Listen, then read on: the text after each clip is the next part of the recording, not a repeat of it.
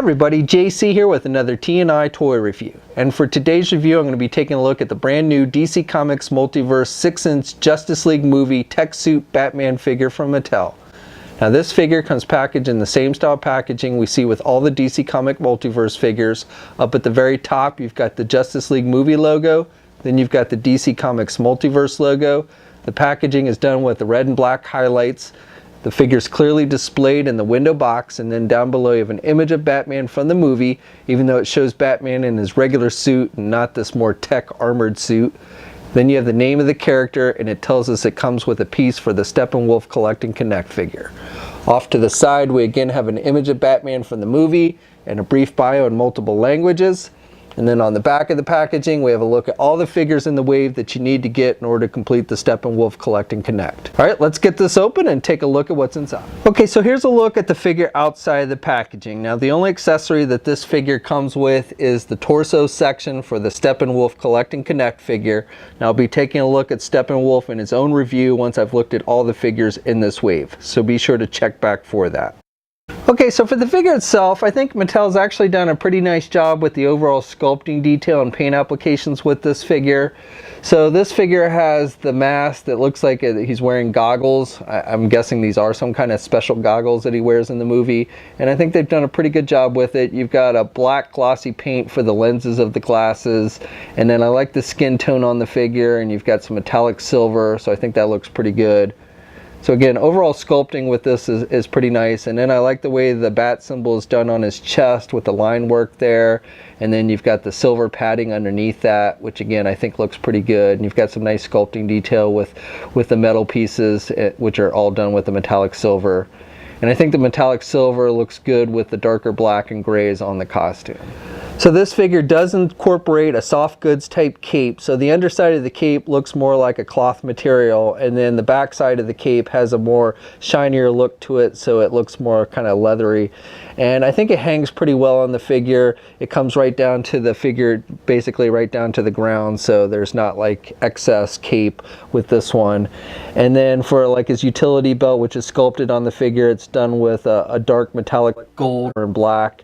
So I think that looks good. And again, you've got more ridges kind of sculpted throughout the figure and down the legs and everything with the silver and black. So I think, again, I think this figure actually looks pretty good sculpting and paint application wise. Now, unfortunately, they only gave the figure 2 closed fists. Now, as I mentioned before, the figure doesn't actually come with any accessories, but even if you had some extra bat type accessories to give the figure, he would not be able to hold them since he's just got the 2 closed fists. So this figure stands pretty close to 6 3/4 inches tall, not quite 7 inches. So here's a comparison with the Batman vs. Superman Multiverse Superman figure and Aquaman figure, and then that Toys R Us exclusive Wonder Woman Multiverse figure with the new Batman figure.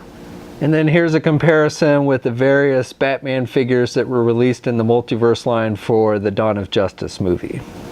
And for one more comparison, here's the Suicide Squad Multiverse Harley Quinn and Joker figures.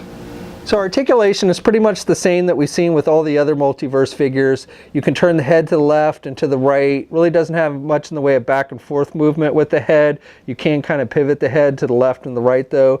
Arms attached with your standard ball hinge joint at the shoulder. Now he's got these shoulder pads, so that limits some of the out movement with the arm, but he does have good rotation with the arm. He has a bicep swivel. He only has a single hinged elbow though, so he can only bend his elbow about that much. He does have rotation at the elbow, and then he's got rotation at the wrist, but no hinges on the hand, so no up and down movement there. He has an ab crunch type joint, and because of these armor pieces on his chest, he really can't crunch down very much though. That's about as forward as you can get it. You can look back a bit there with that joint. Has a waist swivel. Legs are attached with those side hinge joints, so he can do the splits pretty good. You can get the leg forward good, and you can do the leg back pretty good as well. Has a thigh swivel down low. Has a single hinged knee, so he can only bend his knee about that much. And then he has hinges on the feet, so you've got up and down movement with the feet, but no rotation and no ankle pivot. And then 2 peg holes on the bottom of the feet. Okay, so that's my review. So overall, I think this is a pretty decent looking figure as far as sculpting and paint applications go. Now, I would probably prefer the rubber vinyl type material for the cape as opposed to the soft goods. I don't think the cape looks bad on this figure, but I think the vinyl material that we've seen on other figures looks better than the soft goods. Otherwise, though, I do think this is a pretty nice looking figure. Articulation is pretty basic. Definitely could use a little more articulation. Things like ankle pivot and double hinge knees and elbows would be nice. But still, overall, I think this is a decent looking figure, and if you're a fan of this suit from the upcoming Justice League movie, I think this is one you'll want to check out. Now, this figure is hitting shelves now. We'll have a full image gallery up at toynewseye.com. There'll be a link in the video description below. As always, leave a comment, let us know what you think. If you're so inclined, please like the video. Also, please hit the subscribe button down below. I'd really appreciate it. You can also follow me on my Facebook, Twitter, and Instagram accounts. I have links to those in the video description as well. And until next time, I'll catch you later.